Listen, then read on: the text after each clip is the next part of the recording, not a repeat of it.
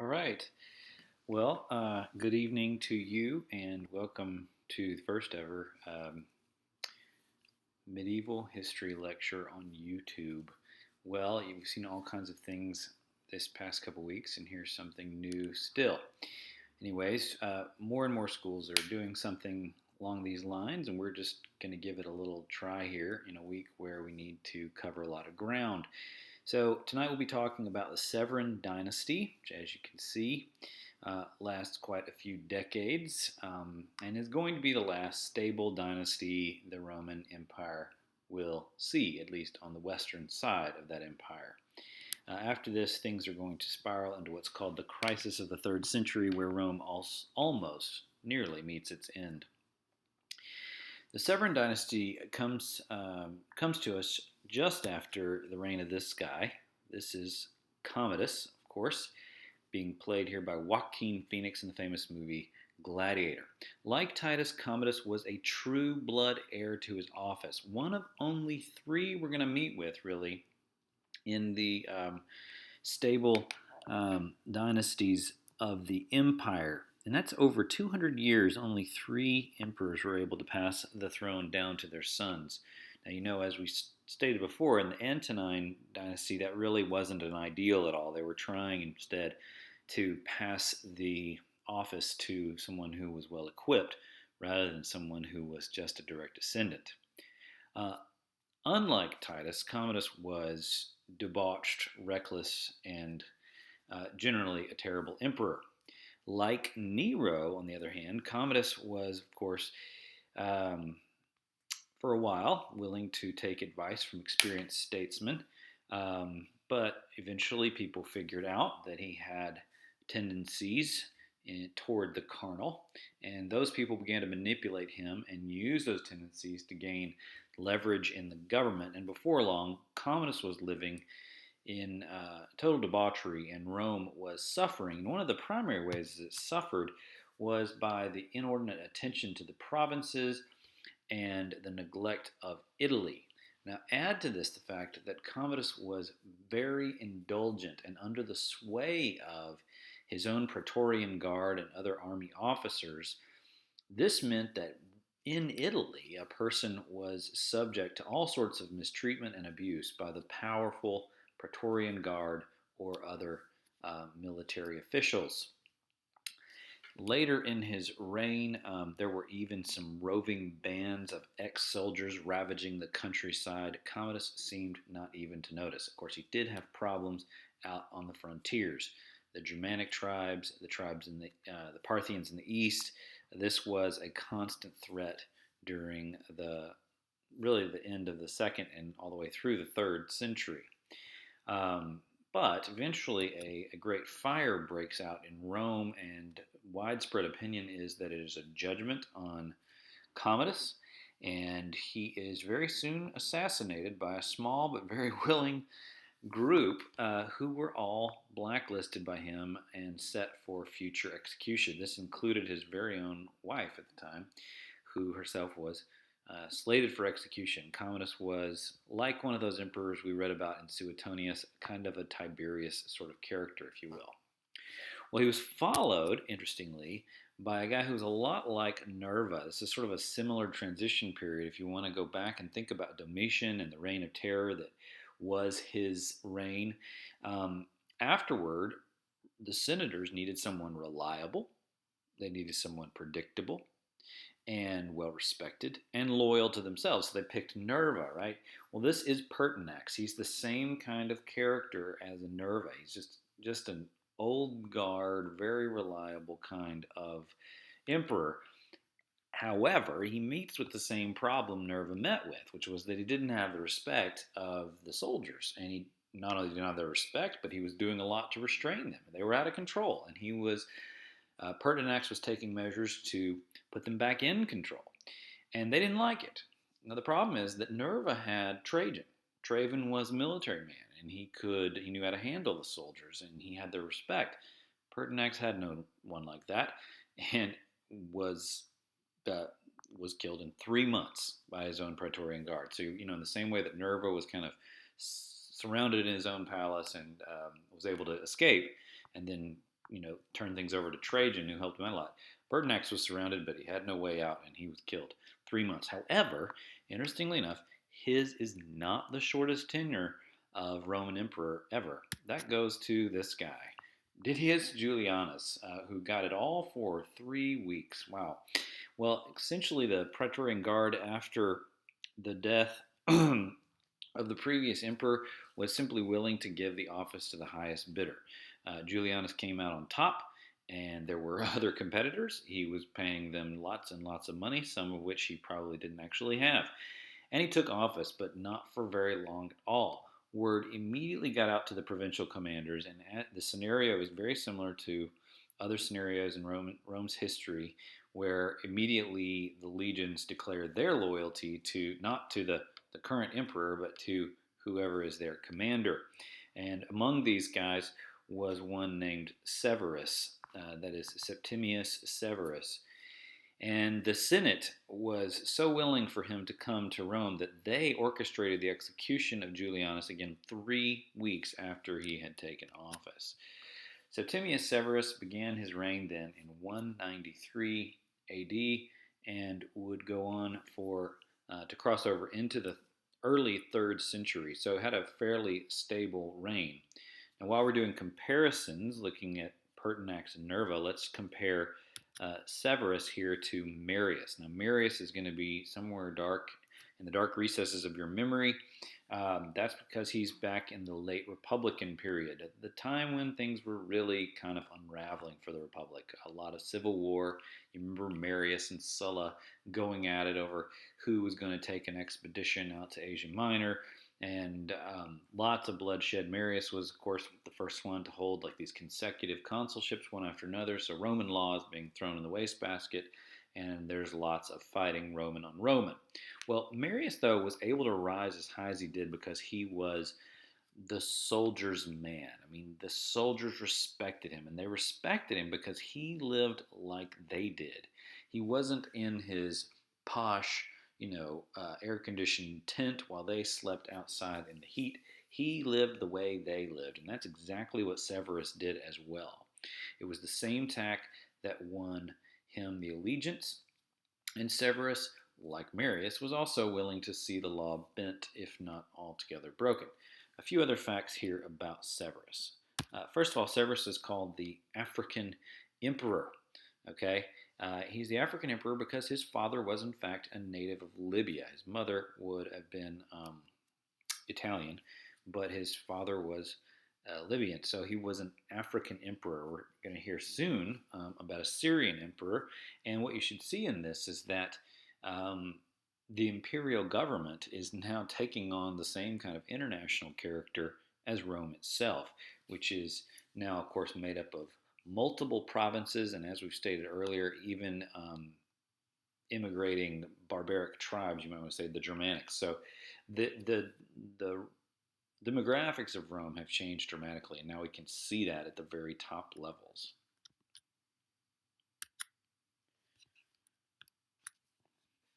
Let me get to the next slide here. Okay, Severus had worked his way up the Cursus Honorum and had eventually been appointed provincial commander of Pannonia. That's the area marked, I think, in red there. Maybe brown. You guys know better than me. It's the darkest color on the map. That's what I can tell you for sure. Instau. He was there, and he had worked his way up to this provincial commander post when Julianus was declared emperor. So he was leaving from there, traveling over to Italy to take Julianus out. He had been married to this woman, Julia Domna, when he had spent some time in Syria. She was actually daughter of a prominent Syrian family that were their role in the Syrian world was the high priests to the god Elagabala. Okay, Elagabala. I'll show you that word later. But it is that's the sun god in Syria, and before long, her influence and her children and other relatives are going to actually make their way over to Italy and are going to be running the show. Severus's first act as emperor, before he did anything else, was of course to disband the entire Praetorian Guard. Okay, he just totally sent them running, and those who had participated in the assassination of Pertinax were actually executed right there on the spot. Now that was the first thing he did, but he right away had a lot of contenders to deal with. As we've said already, Commodus was out. Now, this is 194 AD. It's called the Year of Five Emperors, interestingly. So Commodus gets us started here. And then after him, we've already said Julianus makes a vie for it, paying a lot of money and then dying very quickly. But there were two other competitors besides Severus. There was Albinus, who was actually in Britain, and Niger, who was out farther east, kind of close to the Parthian frontier. And all of these were making a vie for the imperial office. And Severus was able, in the end, to take them all out. He was supported by the Senate. He was an excellent general, and in the end came out on top. He was ruthless to his enemies. Any supporters of Niger or Albinus left in Rome were summarily executed. As Emperor, Severus's big problem was a money problem, and that was due largely to his military. The big problem with the military now is that conquest, the season of conquest, is long gone. Long gone. And the Roman armies are just protecting frontiers now. Now, if you can do the math here, there's just no money in that. It's one thing if you're moving forward and conquering these towns and taking home whatever you can find, slaves and money and weapons and food and whatever else you can get a hold of, and bringing in all the slave labor back to Rome, but all that's dried up. I mean, Rome is not expanding anymore. It's just trying not to lose the borders it's got. However, Rome is more in need of its army than ever before. Severus is especially in need of that army. Now, when he dismissed that Praetorian Guard, he immediately replaced them with loyal Pannonian troops, which had to get a pay raise, and he has all these other troops around the border. They've got to convince them, you were serving Albinus or you were serving Niger, now you're serving me. He's got to get them on his side, which means he's got to have a healthy salary for these guys. So he's faced with a huge economic crisis because he has no income from the army, no more conquest, but the demand for a good pay is stronger than it ever was. So let's go over this one more time. There's a pay raise for the Pannonians. That's a big problem. There is no income from conquests. That's a problem. And there is ongoing increased pressure from Germanic and Parthian fronts.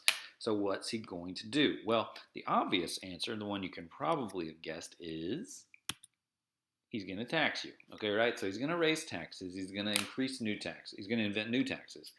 And that all is, that's a no-brainer. We could have seen that one coming. The thing that we didn't see coming, maybe, is that he also debases his own currency. Now, this is interesting, and it helps. I hope at this point we can give you something to understand a little bit of the news that sometimes goes on in our own world. This kind of thing is taking place and often reaches headlines both here and abroad, usually in China, where China is constantly tweaking around with their currency. So here's kind of what's going on in the debasement of currency in the modern world. Now, this woman is Janet Yellen. She is the current head of the Federal Reserve. The Federal Reserve is what's called a central bank, and they are actually supported by government funds. In other words, they're a bank that uses the U.S. Treasury as its sort of supply, and they loan that money out to other banks. So you and I can't go to the Federal Reserve and just get a loan for our house. We have to go to a normal bank. That normal bank is getting its money from the Federal Reserve. So whatever interest rate I'm paying, in my loan is a result of the interest rates that Janet Yellen and the other heads at the Federal Reserve determine. Now you can imagine that if they keep that interest rate very low, tons of banks are going to want to borrow money, because a cheap loan is a good way to make it an investment. So if she keeps it real low, then tons of money comes pouring into the economy. But the problem is that money is not worth very much, right? Because if there's lots of something around, nobody cares so much about it. That's the principle of scarcity, okay? When things are scarce, they're very valuable. When they are abundant, they are not as valuable. So what happens is she could lower the interest rates, pour tons of money in the economy. All these banks want to buy it up. But the problem is our ability to buy actually goes down. And things seem to be more expensive. This is called inflation. When the buying power of the dollar shrinks and the cost of goods and services gets bigger. Well, this is essentially what Severus did, but he did it physically. We can do this all digitally. We don't actually have paper and coins floating around to match all of this money. But in Rome, they did.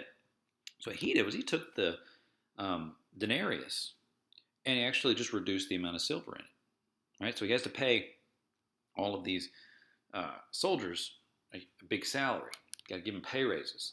Well, the trick is, let's give them a pay raise, but let's reduce the amount that we're actually giving them in value. So he took the denarius and he reduced the amount of silver in it, which means that the new coins that he's making aren't actually worth as much as the old coins used to be. And of course, that's going to reverberate. That's going to work its way through the economy. People are going to figure out what's going on. They're going to be like, oh, wait, this is not the same coin. But at first, at least, it gives him the ability to give these soldiers big salaries so that it looks like they're getting these big pay raises. But in the end, he's actually reducing the amount that the denarius is worth. A desperate measure, okay, no doubt, and one that probably would come back to bite him eventually. But it was in the time he had really the only option he saw. The other problem he had was he needed to keep people on the job. Okay, being a soldier was no longer what it used to be. It was not this glorious thing of conquest. It meant you spent a lot of time away from Italy and these foreign lands. And, with the plague and all this, there's a lot of risk of diseases. There's barbarians. It's not the kind of life people want. So he starts offering all these fringe benefits, basically, to military. And he says, hey, if you come out here and serve on the frontier, you can actually have a wife and a family out here, and you don't have to live in the camp with the other soldiers. Of course, this means that, discipline and rigor go downhill. But he's just doing all he can to keep the frontiers heavily fortified with troops, so he gives them the chance to have, a family essentially, and to set up shop out there. And this model is very similar to the model of someone living on a base in a foreign country. There's a lot of military personnel that live on bases in foreign countries and have their families with them. Okay, you've always heard about the military kids who travel around wherever their parents go. But in the ancient world, it was very weird, very uncommon. Soldiers stayed in camp. They, lived by a kind of discipline and rigor, and all of that was kind of falling by the wayside now. Well, Severus dies in 235, and his heirs take over and begin this dynastic period that I was talking about. He leaves behind two sons and passes the imperial office to both of them. They were both born by Julia Domna, whose picture you saw earlier, the Syrian lady. And these two brothers did not get along. The fragile co-regency was not bound to last very long. Now, what you've got here is called a tondo, Tondo. That's a fancy word for a circular painting. This is a picture of the Severan family. We've got upper right-hand corner with the crown on his head. That's Severus himself, his wife Julia over there, and then a little boy that we can still see is Caracalla. Okay, Caracalla is the surviving son. The other one is Geta, Geta. Geta didn't make it. Okay, so they were supposed to reign together, but eventually they got in a fight, and Caracalla saw his opportunity, killed his brother by stabbing him to death, and then proceeded to, lay a curse on his brother's name by erasing his face, destroying statues, and all of that sort of thing. So what you've got here on this tondo is actually a great historical relic because it shows us where his face has been ceremonially erased. Not altogether different from what they would do in Egypt if they were upset with someone who had gone on before. So that leaves us Caracalla. He is reigning for about 5 years, spends a lot of time fighting Germanic and Parthian enemies, and eventually gets assassinated by his own troops who are mutinied during an expedition against the Germani. Okay, we're going to move pretty quick through these next guys. Here's the next one. Elagabalus. He is interesting because of his effect on religion in Rome and because he was sexually deviant even by modern standards, you might want to say. First of all, his religion. He brought with him the religion of his Syrian parents. He was related to Julia Domna. He was really only an in-law to Severus, the emperor, but he had been closely connected to the priesthood of Elagabal, okay, which is spelled just like his name, but without the U.S. on the end. Elagabal. That's the Syrian sun god. And he brings this back, and this begins an interesting kind of shift in Roman religion, which we'll talk more about later when we're talking about the plight of Christianity during this time. But you get this interesting shift in polytheism toward a kind of like central god. The actual shift is called henotheism, H-E-N-O theism, and it's sort of like a modified polytheism where you've got this central god who manifests himself in all these other ways. You're going to see this coming out a little bit in the City of God, where Jupiter is actually the only god that exists, but he manifests himself in all these other ways. So like Athena is an example of his wisdom or something like that. Ares is his wrath, or something like this. Well, Elagabalus kind of headed that up, but he wanted to bring in this sun god, Elagabal, and tried to put shrines and temples in Rome dedicated to this god, which of course caused all kind of trouble in Rome. It was not well received. And then on top of it all, he was, I think, married and divorced 5 different times in his very short life. He was also known for having many other lovers of both sexes. So this guy was a seedy character too, if you want to think back again to like a Caligula or a Tiberius. Probably the comparison is warranted. He too is assassinated by the Praetorians. Okay, which takes us to the last. We're skipping over one brief emperor who was not actually part of the Severan dynasty, but we're just not going to cover him. We're going to this last is a guy named Severus Alexander, rules for 5 years. He is all of 15 when he takes the imperial office. So they're sticking to this lineage, trying to keep it in the family, but obviously getting a little ridiculous putting a 15-year-old in office. However, he wasn't really responsible for running things. It was his auntie and grandmother, both of whom were related to the wise and politically adept Julia Domna, who is almost a legendary status by this time. And those women, basically, they were going to Senate meetings, they were doing negotiations. It was they were really running the show. Okay, so Alexander has several things to deal with, one of which is fairly new on the scene. It's a group of Persians called the Sassanids, and these guys they saw themselves as the heirs of Cyrus's Achaemenid Empire. That's right, out of nowhere, some 700, 800 years later, these guys are trying to resurrect Cyrus the Great's empire, and they're coming in with a vengeance, and they are a force to be reckoned with. So this is in the East, addition to the Parthian problem. Now they've got the Sassanid problem, and eventually, the truth is that Rome kind of reached an equilibrium at this time. Most current historians say that it looked like things were going well. I mean, yes, they had their problems, but they had figured out ways of dealing with them, and they were doing quite well, it seemed. And then with the death of Severus Alexander, things just fell apart. And you have a 50-year period, which most people refer to as the crisis of the 3rd century. You have 50 years, and in that 50 years, 26 emperors. This is, as in many other stages of history, a good sign that things are not going well.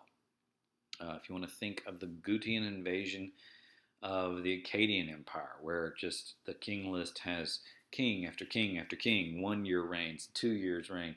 Similarly, Hyksos invasion of Egypt, putting an end to the Middle Kingdom. You have these Hyksos kings reigning for months and maybe a year, and it's like king of the hill, a bunch of goats knocking each other off.